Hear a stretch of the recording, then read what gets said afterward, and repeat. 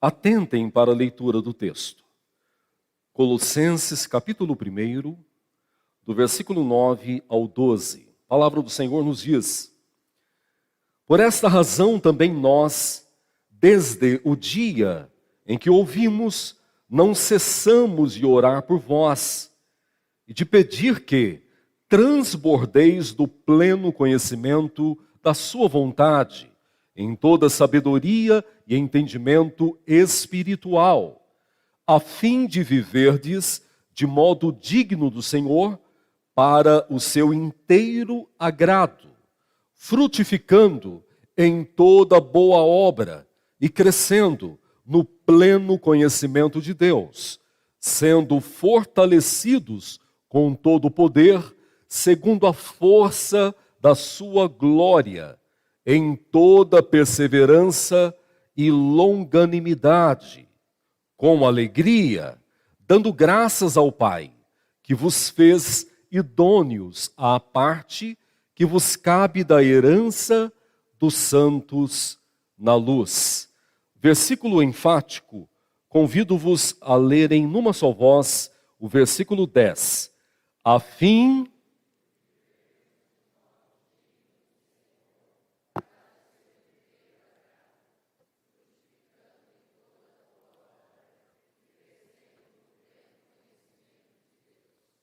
Obrigado, Senhor, pela Tua palavra que é viva e eficaz. Ela é a palavra do Senhor plenamente inspirada e expirada por Ti. Em sua totalidade útil para as nossas vidas. Altamente e eternamente atual. E inerrante em todas as suas palavras. Nós nos rendemos diante do Senhor e nos curvamos diante da sua santidade, clamando para que o Senhor fale aos nossos corações.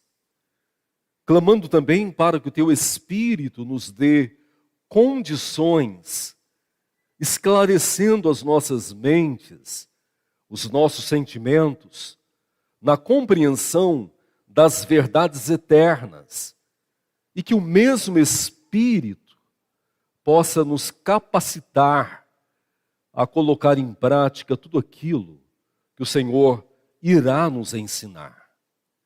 Essa é a oração que fazemos, em nome de Jesus. Amém.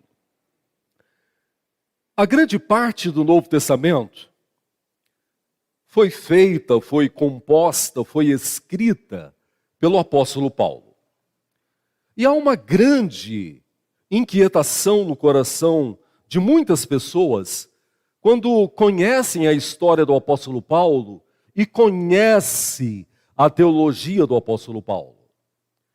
Porque alguém que viveu grande parte da sua vida ministerial perseguido, em calabouços, algemado, apanhando, escreveu a respeito de alegria, de plena alegria, escreveu a respeito de paz da alma, escreveu a respeito de ser grato em toda e qualquer situação, escreveu a respeito do reconhecimento da fraqueza pessoal e do fortalecimento de Deus. Essa inquietação é justificada porque nós estamos falando de situações que se contrapõem.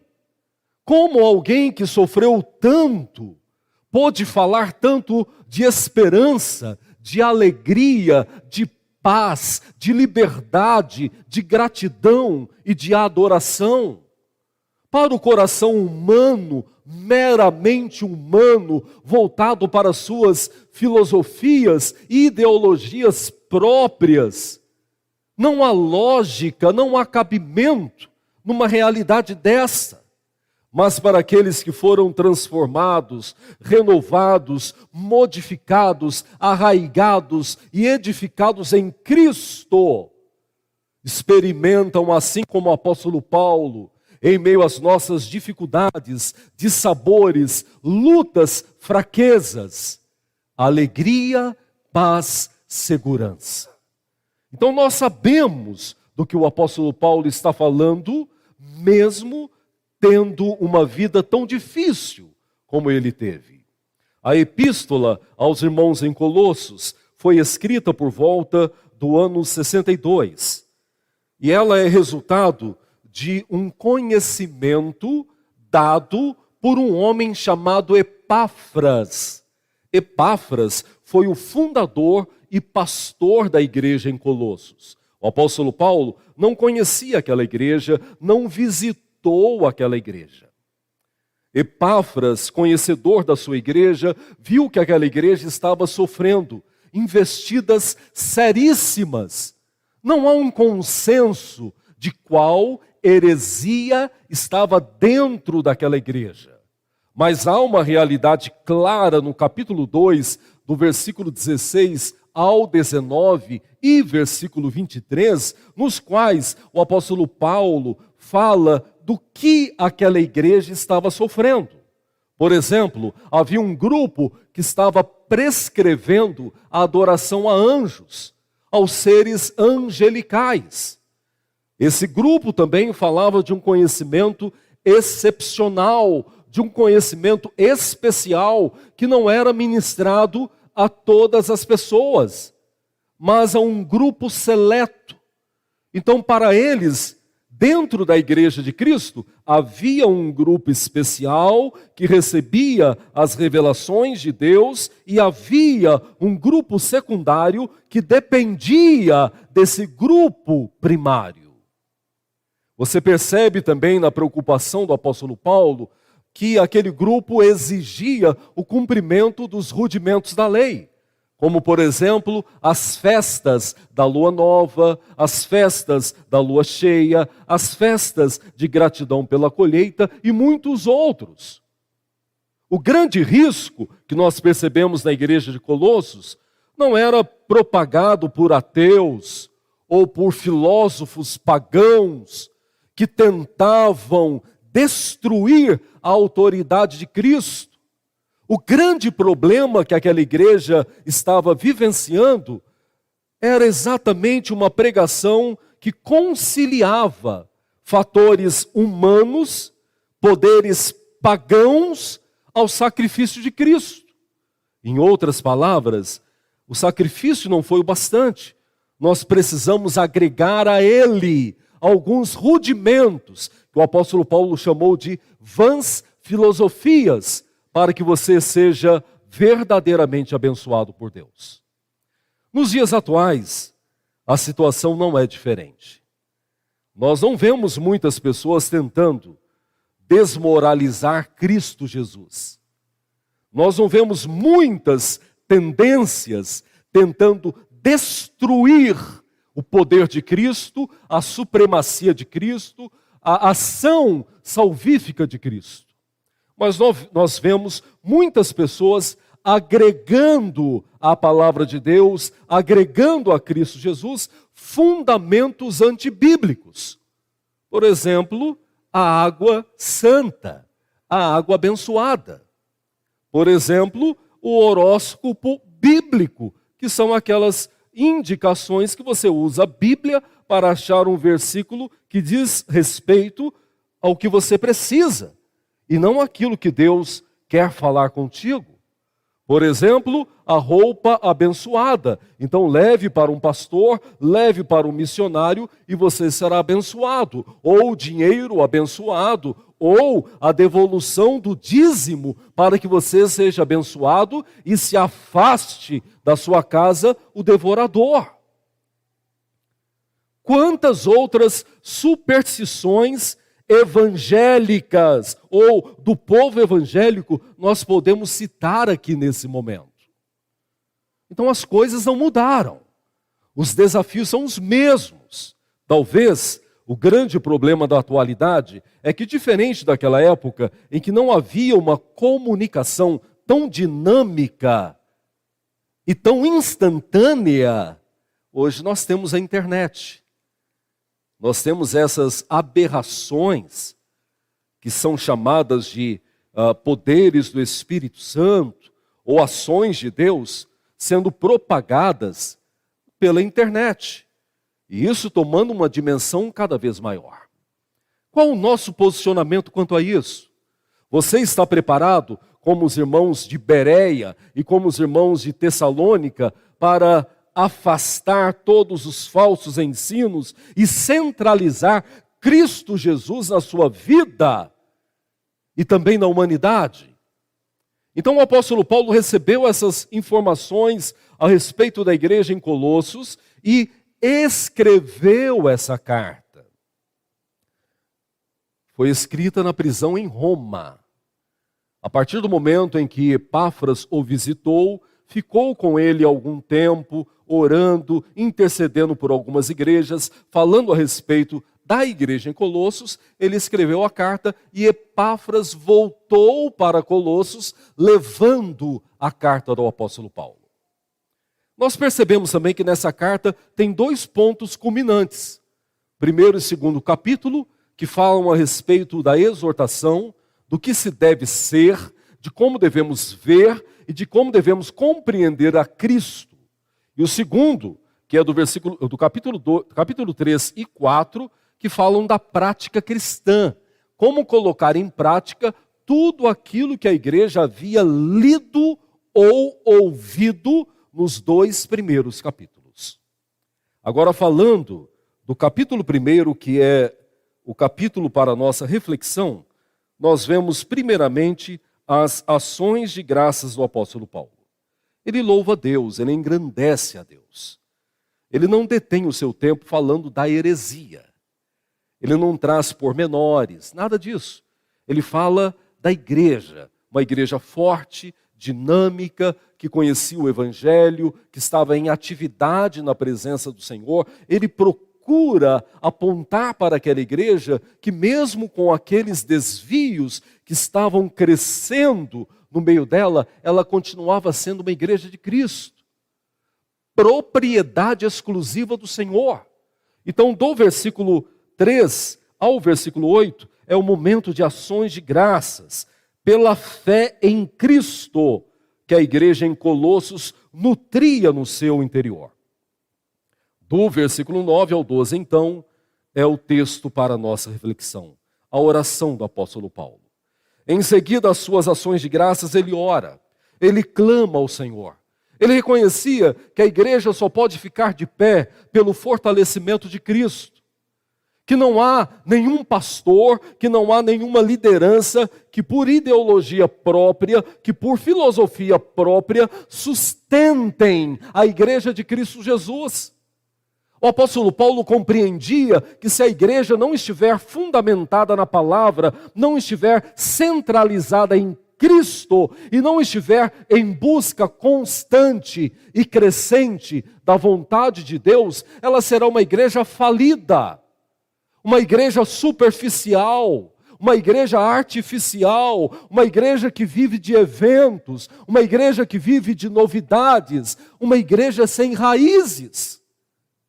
Isso é perceptível, porque logo no versículo 9, o apóstolo Paulo diz o seguinte: por essa razão também nós, desde o dia em que ouvimos Epáfras, não cessamos de orar por vós. E qual o pedido do apóstolo Paulo? Para que transbordeis do pleno conhecimento da vontade de Deus em toda sabedoria e entendimento espiritual. Estamos em 2024. Nós chegamos à sexta-feira e quando chegamos, eu fiz uma brincadeira com as crianças dentro do carro. Porque o condomínio está todo enfeitado ainda, né? A cidade, bastante pontos, estão todos enfeitados. E daí eu falei para as crianças, olha, já falta pouco tempo para o Natal, né? A gente havia falado isso lá para o dia 7, eu acho, de dezembro. E repeti falando isso de novo. E daí, Neis, para o Natal de 2024. Né? Passou tão rápido, né? E cada ano que passa, parece que passa mais rápido. Esse ínterim entre a preparação do Natal e final do Ano Novo para o Ano Novo. E essa brincadeira com eles fundamentou uma grande realidade de percepção depois que eu a fiz, que é a questão do conhecimento. O apóstolo Paulo ora e introduz a justificativa da oração. Eu estou orando para que vocês sejam sábios, para que vocês tenham entendimento e inteligência. Nós entramos no ano 2024. Quantos aqui fizeram promessas para Deus? Não é verdade? Todos nós, praticamente. Quantos de nós orou e disse ao Senhor, já mudando de ano, Senhor, a partir de agora, 2024, eu serei diferente. Aquilo que eu fiz eu não vou fazer mais. Aquilo que eu falei eu não vou falar mais. Aquilo que ocupou meu pensamento durante 2023, que eu sei que entristeceu ao Senhor, não vai ocupar mais. E quase sempre somos movidos por uma disposição sincera, mas também por um grande emocionalismo, porque se tornou uma tradição, tanto para evangélicos ou não, na passagem do ano, fazerem promessas.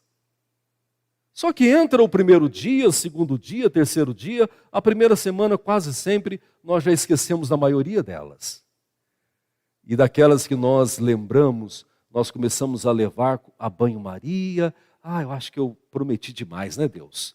O Senhor é misericordioso, o Senhor me conhece, eu falei na erupção das minhas emoções, e acaba que 2024 se repete 2023. Infelizmente, isso acontece com muitos. Infelizmente. O que você preparou para 2024? Quais as ações você tem construído para esse novo ano? Ficarão apenas as promessas? Ficarão apenas nas orações? Ou você tomará algumas decisões transformadoras para 2024? E veja que o apóstolo Paulo fala sobre isso. Ele pede a Deus então que aquela igreja tivesse um conhecimento, um entendimento e uma sabedoria para não cair na conversa dos falsos profetas. E é o que eu peço para os dias atuais. Se naquela época haviam falsos profetas, hoje há muito mais. Com divulgações instantâneas das suas heresias. Meu pedido é para que Deus te dê sabedoria, entendimento, inteligência, para saber o que procede de Deus e o que não procede de Deus. O que procede de Deus, abraça e viva para a glória de Deus. O que não procede, joga no lixo. E não coloca para frente, não. Porque às vezes o cabelo levanta, Eliana, quando eu vejo nos meios de comunicação aí, crentes compartilhando aberrações teológicas, desvios bíblicos. Eu não estou nem tratando de teologia reformada, que é a nossa teologia bíblica, mas estou falando de conceitos claros, bíblicos, que todos nós devemos saber. E compartilham aquilo, movido pela emoção. Eu peço a Deus que em 2024 a inteligência, a sabedoria, o entendimento dos céus façam com que nós construamos uma peneira para ouvirmos, separarmos aquilo que é de Deus e trazermos para a nossa vida, e aquilo que não é de Deus, jogarmos fora. Agora vejam as atitudes que nós devemos ter em 2024. Versículo 10. Leiam, por favor, novamente, numa só voz, com a força da sua alma. A fim...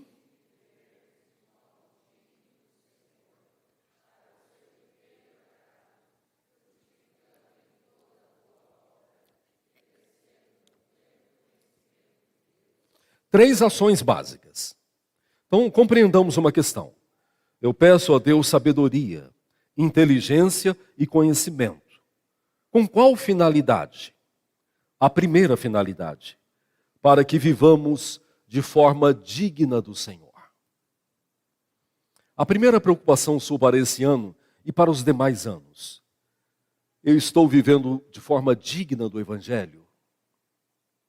Cristo verdadeiramente tem sido visto na minha vida? Dentro da minha casa, na relação com a minha esposa, com meus filhos, no meu trabalho, na minha faculdade, no futebol, na rua por onde eu passo, nas minhas relações interpessoais. Eu tenho sido digno de ser chamado filho de Deus? Há uma equivalência, há uma equalização verdadeira entre tudo aquilo que eu falo, entre tudo aquilo que eu aprendi, entre tudo aquilo que eu ouço, com aquilo que eu pratico?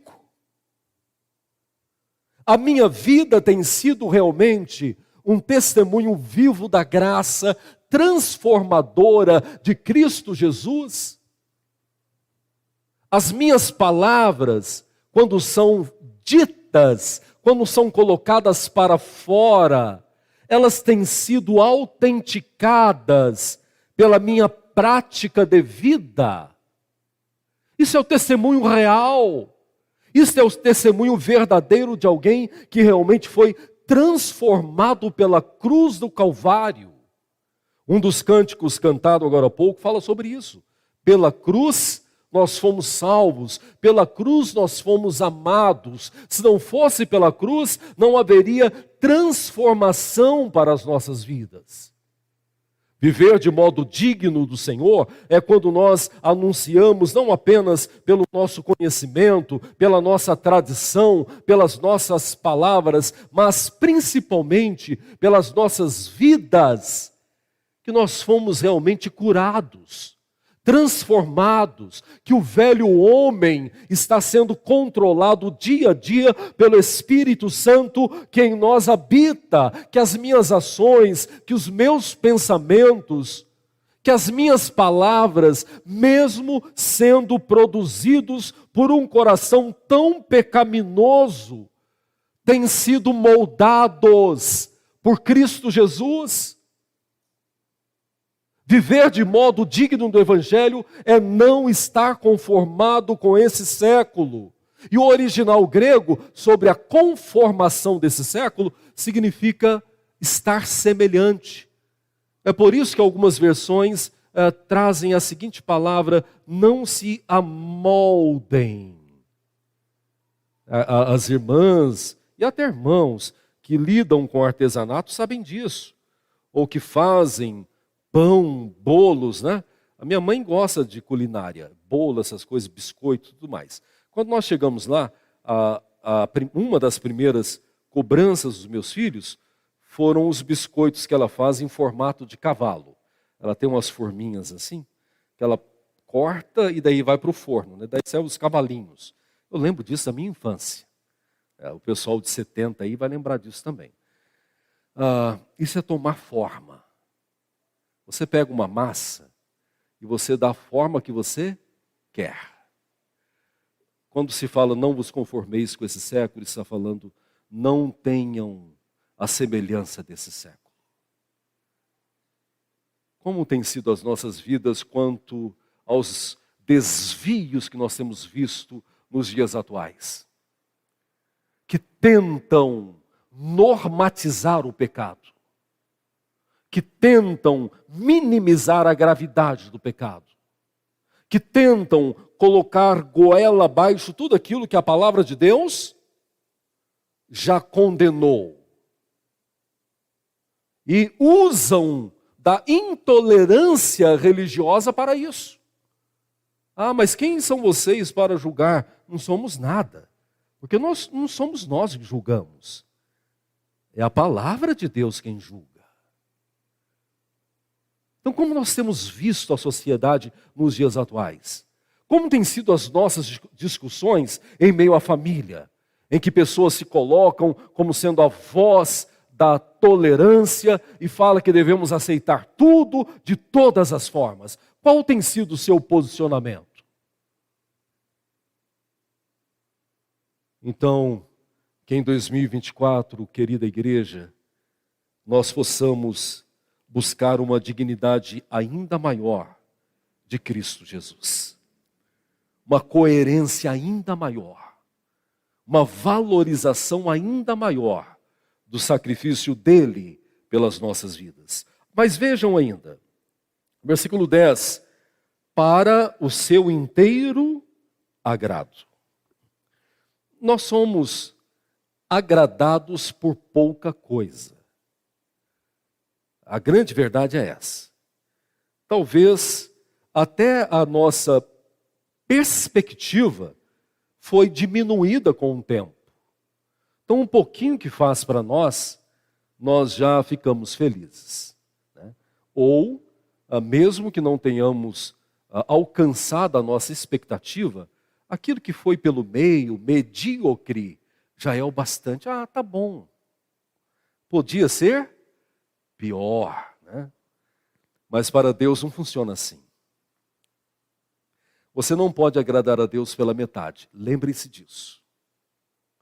Ah, mas eu vou no culto de domingo, eu entrego ao Senhor parte de tudo aquilo que é dele. Eu colaboro com as missões. A propósito, essa proposta maravilhosa das missões urbanas da nossa igreja, eu faço a oferta, afinal é 33, não é isso, Luiz? Presbítero Luiz, da oferta, né? Eu faço todo mês, toda semana. Se nós não agradarmos a Deus na inteireza dele, nós não podemos agradar em nenhum outro nível. Então não se engane. Ou agradamos a Deus ou não agradamos. Nós estamos acostumados com o que é medíocre. Deus não. Ou você oferece o melhor, ou você não oferece. Porque vai ser uma perda de tempo. Então é isso que eu preciso compreender. Então esse ser digno de Cristo tem que ter um padrão. E o padrão não sou eu. O padrão é o próprio Cristo, que agradou a Deus em tudo. Em tudo. Então esse é o padrão para a minha vida. Se eu não agradar a Deus em tudo, então eu tenho que recomeçar. A segunda atitude transformadora para 2024, ainda está no versículo 10. Frutificando em toda boa obra. Uma questão é inegável. Todos nós frutificamos. Todos nós. Isso é inerente ao ser humano. A questão é, que tipo de fruto você tem produzido? Qual a qualidade do fruto que tem produzido a sua alma? É doce? É amargo? É saudável? Ou ainda verde? Já está cheio de broca, cheio de bichos? Que tipo de fruto você tem produzido? Muitos produzem amargura, ódio, dissolução, confusões, falta de perdão. Que fruto eu tenho produzido? Para o apóstolo Paulo, aqueles que estão em Cristo, aqueles que são movidos pelo conhecimento, pela sabedoria, pelo entendimento celestial, eles frutificam em todo tempo para a glória de Deus. Para a glória de Deus está expresso nessa parte do texto, quando ele utiliza em toda boa obra. O que é boa obra? A Bíblia deixa bem claro que as boas obras são o resultado da salvação de Cristo em nossas vidas. Então vocês não são salvos porque fazem coisas boas. Vocês fazem coisas boas porque são salvos. Essas são as boas obras. Parte das boas obras reveladas na Escritura está lá na carta do apóstolo Paulo aos irmãos na Galácia, que ele chama do fruto do Espírito. Outra parte dessas boas obras estão no Sermão da Montanha, proferido por Cristo Jesus em Mateus capítulo 5, 6 e 7, com um fragmento especial das bem-aventuranças. Um texto que nós tratamos nos grupos pequenos. Então, o que nós temos frutificado?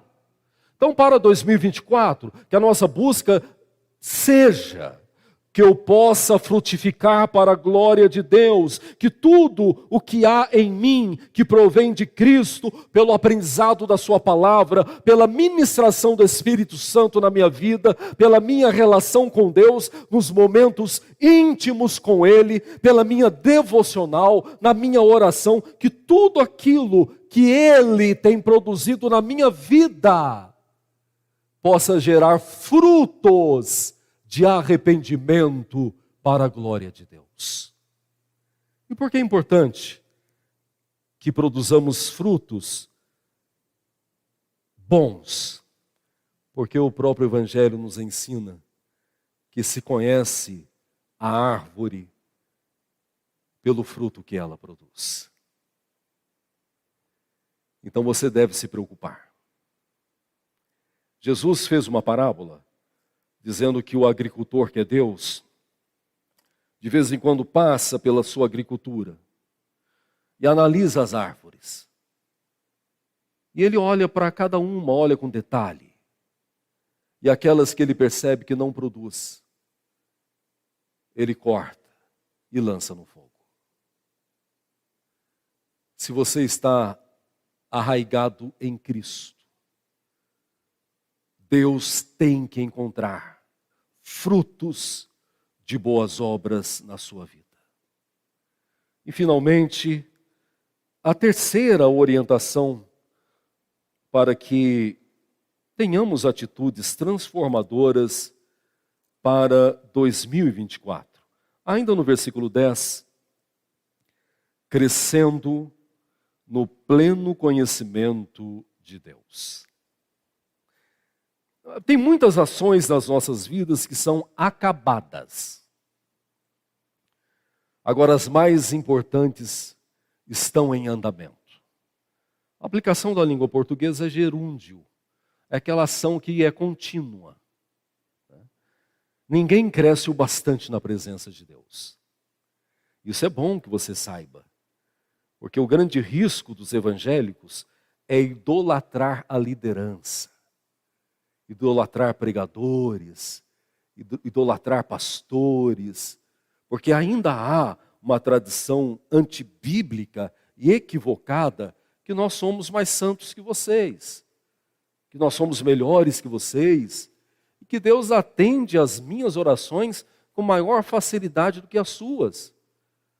Que aberração! É por isso que tem crentes que só aceitam a oração de pastor. A irmã lá, temente a Deus, serva de Deus, que se prostra diariamente diante do Senhor, ora por essa pessoa. Ah, mas essa oração não vai funcionar. Tem que ser o pastor. Não. O mesmo acesso que Deus deu a mim, deu a você. Eu não sou isso aqui mais importante que você na presença de Deus. Não sou isso aqui melhor que você. A minha relação pode ser extremamente pior do que a sua com Deus. E você não pode esquecer disso. Então, enquanto nós compreendemos essa condição humana, o versículo 10, a última parte, nos mostra que o crescimento do conhecimento de Deus não tem fim. E é o que você lê em Oséias. Oséias diz o seguinte: conheçamos e prossigamos em conhecê-lo. O que é maravilhoso é que aqueles que conhecem a Deus mantêm uma sede insaciável de conhecê-lo cada vez mais. Nós temos hinos, nós temos cânticos que falam sobre o conhecimento de Deus. Então, que em 2024 você e eu possamos também buscar um crescimento ainda maior do conhecimento de Deus. E como se faz isso? Isso não vai acontecer só nos domingos à noite. Por mais que o pastor se prepare, por mais que o pastor se curve diante da inspiração divina, por mais que a voz de Deus seja ouvida num sermão de domingo à noite, não é isso que vai fortalecer a sua vida. Se você não tem comunhão com Deus durante a semana.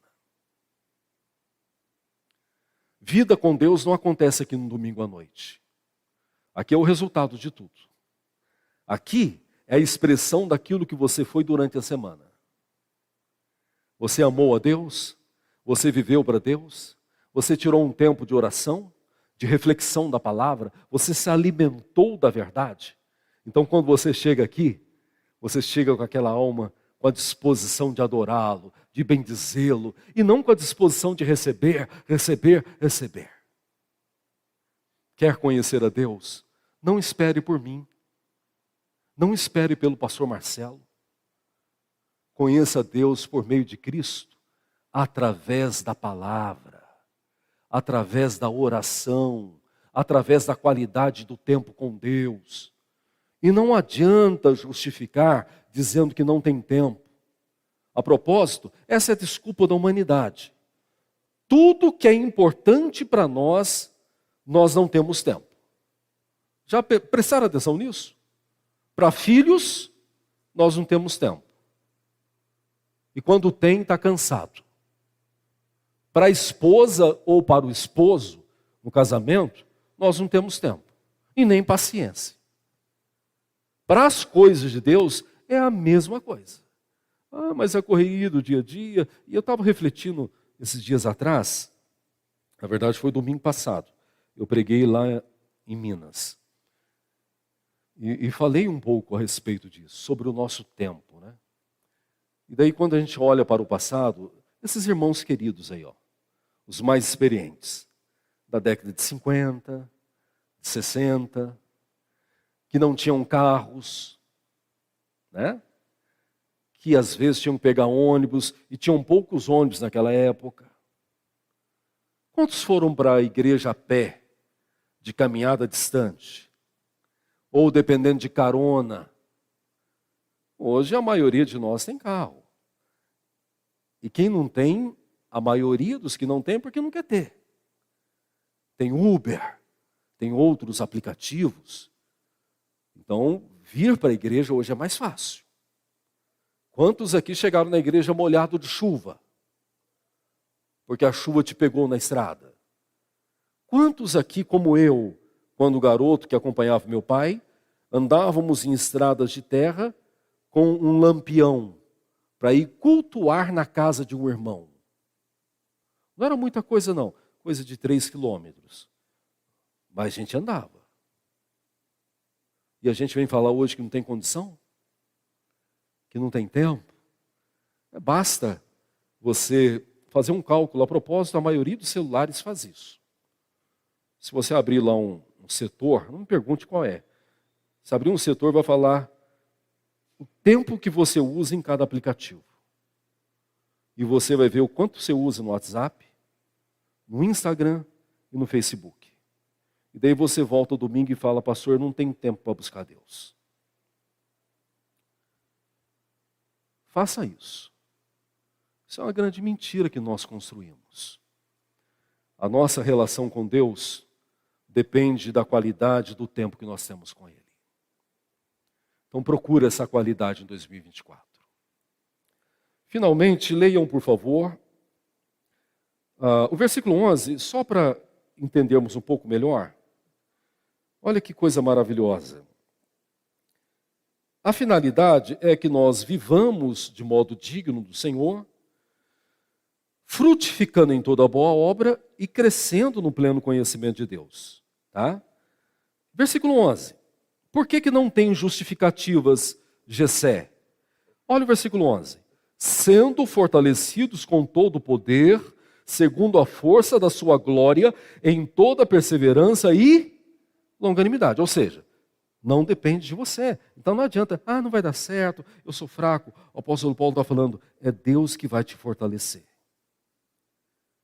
Então, viva, porque Deus vai te dar força. E versículo 12, com alegria, dando graças a Deus.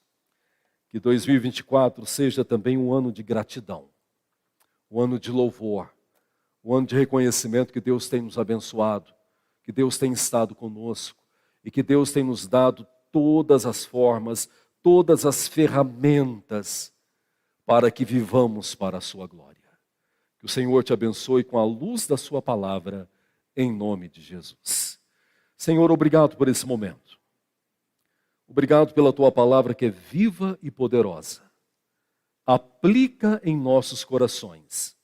Que saiamos do momento cultico, do momento litúrgico, para a prática da vida, na qual o Senhor deve ser visto em nossas vidas. Essa é a oração que fazemos em nome de Jesus. Amém.